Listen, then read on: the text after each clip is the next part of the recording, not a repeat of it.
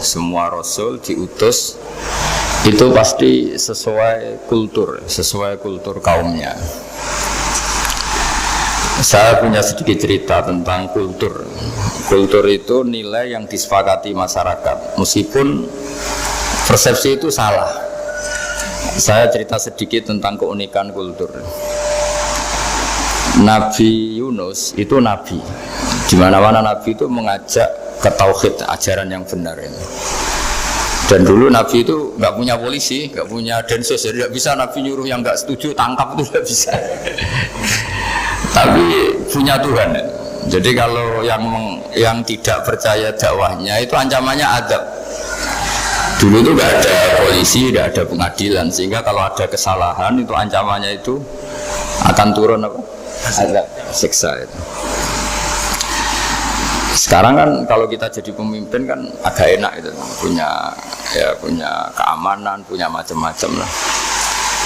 Singkat cerita, sudah dakwah sekian tahun itu umatnya nggak percaya kalau beliau seorang nabi, bahwa ajaran tauhid itu benar ya. Akhirnya cerita ini terkenal sekali, mungkin beberapa terputus ya, tapi terputus cerita ini saya ceritakan secara lengkap. Terus beliau cerita, ini waktu sudah lama saya dakwah, sudah lama saya sosialisasi itu tentang kebenaran, Anda tetap nggak iman ini. Ini 3 hari lagi pasti ada adab. 3 hari ada adab itu, delalah masyarakatnya tuh kepikiran. Jangan-jangan iya itu. Nah, ketika jangan-jangan iya itu diintip, rumahnya Nabi Yunus itu diintip, ya agak aneh. Diintip adalah orangnya nggak ada itu. Kalau Quran bahasakan abako itu minggat itu pergi nggak pamit ya. Itu bahasanya abako itu minggat, meskipun kita tidak mungkin membahasakan Nabi itu minggat, tapi dibahasakan tindakan kan tidak mungkin karena nggak pamit itu. Jadi harus dibahasakan minggat itu. Quran sendiri bahasakan abako. Nah, cara berpikir masyarakat gini, kalau kampung ini mau dibalik sama Allah, mau ada adab, logikanya yang tahu akan ada adab itu pasti sudah pergi. Padahal Nabi Yunus pergi ini bukan karena takut adab, mangkel.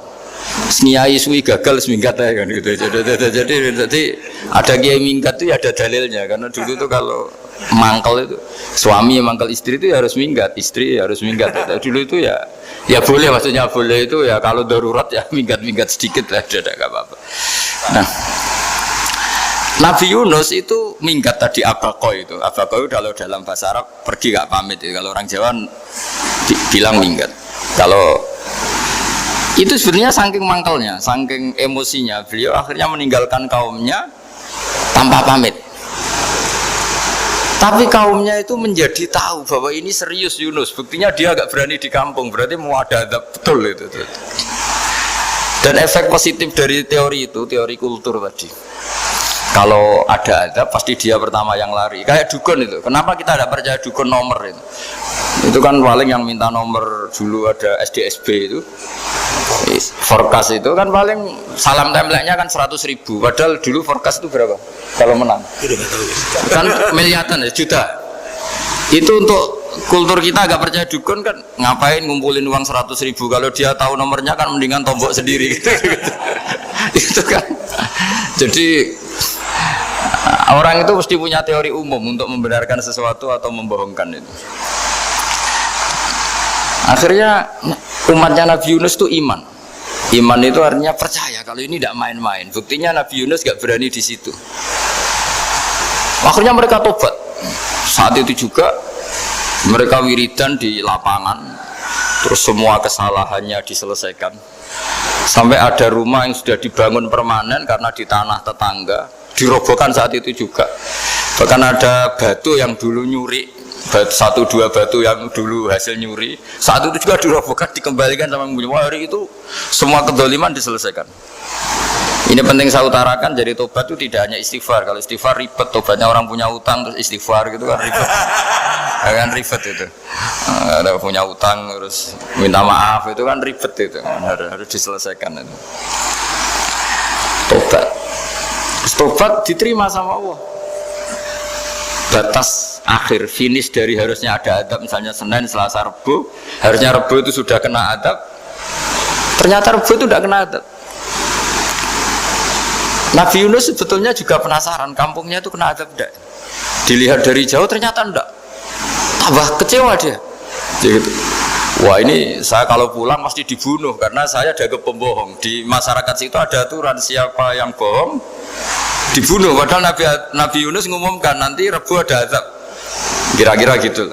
Ternyata Rebu itu udah ada azab, makanya dia sudah di batas kampung kembali minggat lagi karena nanti pulang pasti dibunuh karena dia dianggap bohong. Ya akhirnya masyhur itu, terus dia ikut nelayan sekenanya, yang penting lari dari kampung. Ikut nelayan sekenanya. Zaman itu, ini saya ulang lagi, zaman itu. Nanti ini efeknya nanti ke tauhid. Zaman itu para nelayan tuh kayak sepakat. Kalau ada kapal atau perahu kok mau tenggelam, itu pasti ada yang minggat. Hanya minggat itu pergi tidak terhormat itu. Terus fasahama fakana minal mudkhadin. Nah, dulu tuh orang sudah punya peradaban. Ini cerita kultur, sudah punya peradaban. Punya peradaban. Ya sekarang gini, kalau nyemplungkan salah satu kan tidak adil diundi. Ternyata yang keluar dia Nabi Yunus. Terus mereka tahu ini orang nggak pantas dikorbankan. Dan Nabi di mana-mana itu ganteng. Memang Allah itu punya sunat unik. Nabi itu harus paling ganteng di kampungnya. Nasabnya juga harus paling baik. Kabar-kabarnya juga istrinya harus paling cantik. Itu memang aturannya gitu. Nggak tahu saya. Dulu saya juga janggal. Kenapa Nabi aturannya harus gitu? Tak angen-angen di pemimpin elek izin itu. Maksudnya misalnya pemimpin dia bahasa keriting itu kan piye gitu rasanya terus. Jadi Nabi itu pasti itu paling ganteng di kampungnya, terus dari nasab ya terbaik. Terus rata-rata istrinya itu ya selain solihah itu ya paling cantik. Karena ya dibully kan, Sawardi ini jadi Nabi, bujane elek kan ya ribet kalau misalnya ada yang bully gitu kan juga ribet. Singkat cerita terus dia akhirnya ditenggelamkan,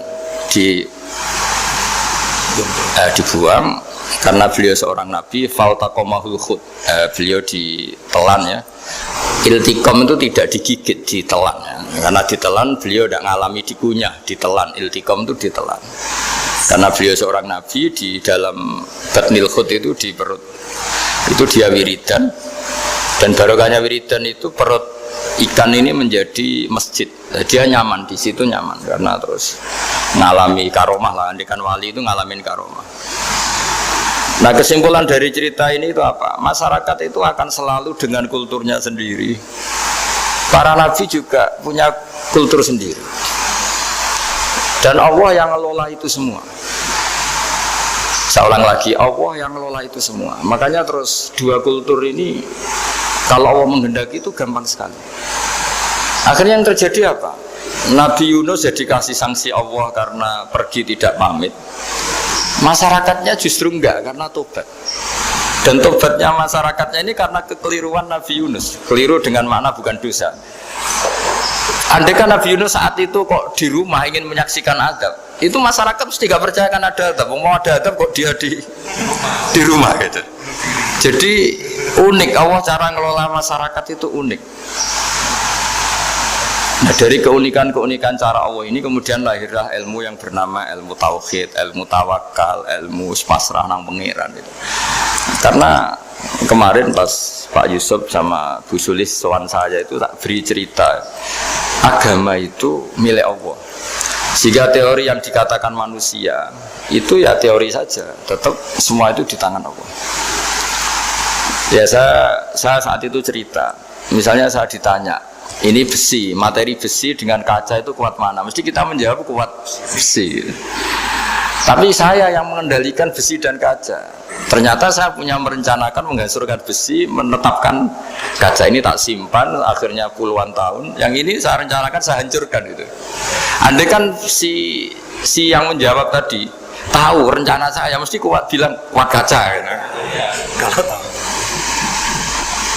makanya contoh paling gampang tadi, dinosaurus itu hewan paling kuat malah musnah itu. Pitik yang nggak kuat sampai sekarang. Karena Allah bikin dinosaurus itu punya rencana hancurkan itu. Sementara ayam enggak lah, gue rame-rame dunia gitu. Sehingga ya sudah. Nah, agama itu seperti itu. Agama itu sesuai rencana Tuhan. Sehingga ini cerita Nabi.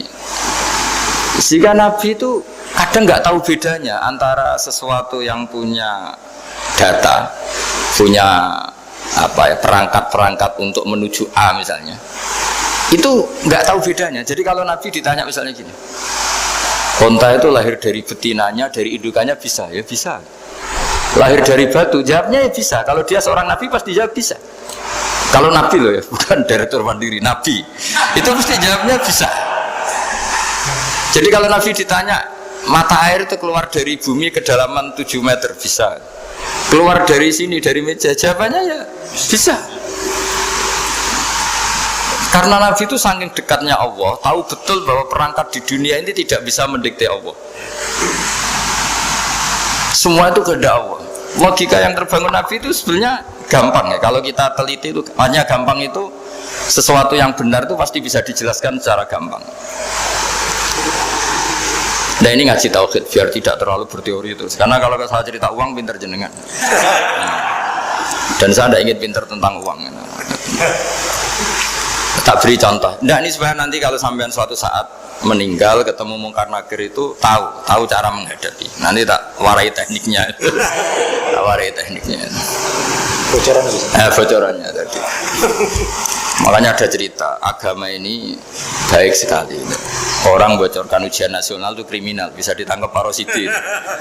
Tapi agama ini, pertanyaan mungkar nakir dibocorkan semua kiai, itu nggak ditangkap sama mungkar nakir. Harusnya kan rugi karena ini pertanyaan, tapi semua kiai kan sudah membocorkan. Nanti pertanyaannya di kuburan itu man rabbuka, Tuhanmu siapa, agamamu apa? Itu kan sudah dibocorkan, tapi itu nggak dianggap kriminal. Sementara kita sekolah SD, sekolah SMP bocorkan soal itu dianggap kriminal. Padahal harusnya boleh. Maksudnya kalau menuruti teori itu harusnya boleh kan. Mau pertanyaan mungkar nakir saja dibocorkan kan. Ada dasarnya. Ya tapi kan nggak ada itu. Harusnya boleh. Tapi kan terus jadi nggak ujian kalau dibocorkan itu. Aneh agama ini begitu baik. Pertanyaan yang taruhannya surga neraka saja dibocorkan. Kurang apanya baiknya agama ini? Pertanyaan sepenting itu dibocorkan dan kiai-kiai nggak ditangkap sama mungkar nakir, ya ada itu aja. Saya ulang lagi ya supaya kita ingat fitrah salimah. Soal Anda modern monggo lah, tapi saya sebagai kiai akan ngajari kalian tentang fitrah salimah. Jadi kalau kamu itu benar-benar beragama, ini misalnya kertas, ini lempengan baja. Kalau kamu beragama, kalau ditanya kuat mana, ya terserah jenengan. Karena bisa saja kertas ini aku punya niat tak simpan di arsip nasional. Baja ini tak niatkan, tak luluhkan, tak hancurkan. Sehingga kalau kita ngomong ya secara materi harus ditambah ya, secara materi kuat baja ya Allah. Tapi secara substansi jenengan ya terserah jenengan, monggo. Nah, di sini yang mulai orang lupa itu karena selalu menjawab pasti kuat baja. Kata pasti ini yang akhirnya orang menghilangkan teori beragama. Berdasar logika aja. Berdasar logika. Nah akhirnya para nabi, para wali itu ditanya. Saya punya kitab karangannya Abdul Hamid, orang alim. Kitab itu dulu saya ngaji lama sekali, sampai sekarang saya pelajarin. Manusia itu dijebak hukum adat, padahal adat itu ya tidak terlibat. Misalnya kalau ada telur jadi ayam normal gitu. Ya tadi indukan unta melahirkan unta normal itu, indukan sapi melahirkan sapi normal. Tapi kalau para nabi itu bilang ya nggak normal. Nggak normal artinya tetap ada kekuatan Tuhan. Indukan unta tahu apa tentang unta? Dia punya kekuatan apa? Bisa melahirkan unta, bisa menciptakan unta di perutnya, bisa ada jantungnya, ada paru-parunya, ada ususnya. Dia bisa apa? Di situ ada tangan Tuhan. Itu. Karena para nabi cara berpikir gitu, melihat tembok ya sama. Tembok sama indukan unta itu sama, sama-sama mungkin mengeluarkan unta. Sehingga ketika Nabi Soleh ditanya, bukti apa kekuasaan Tuhanmu? Apa bisa mengeluarkan unta dari batu besar ini? Jawabannya Nabi Soleh ya bisa, ya bisa. Dan mukjizatnya Nabi Soleh masyhur itu keluarlah unta dari batu. Karena secara teori ya tadi Coba unta indukan itu apa seorang profesor, apa seorang ilmuwan sehingga bisa menciptakan anaknya itu? Apa dia terlibat dalam menciptakan jantungnya, paru-parunya, ususnya? Kan enggak juga. Telur bisa apa coba? Gobloknya bukan main telur itu kan. Tapi bisa mengeluarkan ayam, dia bisa apa? Nah, para nabi, para wali itu tahu semuanya itu kekuasaannya Allah. Nah, kalau karena kekuasaan Allah bedanya apa dengan tembok? Makanya Nabi Muhammad ketika di padang pasir semua sahabat bingung nggak ada air, ya Nabi santai aja. Ini gimana Nabi nggak ada air, nanti orang mati kehausan. Nabi ya santai aja. Kamu ingin air katanya? Iya. Nabi nunjuk apa itu ya sudah, terus ada air. Ada yang keluar dari jemarinya, ada, karena Nabi itu nggak tahu bedanya antara ini mungkin dan tidak mungkin, tuh nggak tahunya itu ya semuanya itu Allah. Kalau kamu kan nggak, wah daerah gini nggak mungkin ada air. Ini kan padang pasir. Air itu biasanya di daerah hutan gini malah berteori macam-macam. Seakan-akan tidak ada Tuhan. Jadi kalau orang nggak bakat wali pasti berpikirnya gitu. Makanya nggak wali-wali itu memang nggak bakat, karena itu kan artinya menafikan kekuasaannya Allah kan. Seakan-akan Allah tidak mampu bikin air di situ. Tapi kalau Nabi santai aja. Makanya Nabi Ibrahim ketika mau dibakar ya santai aja. Menurut beliau api bisa apa? Jadi itu meskipun hukum adat itu ya selalu berjalan.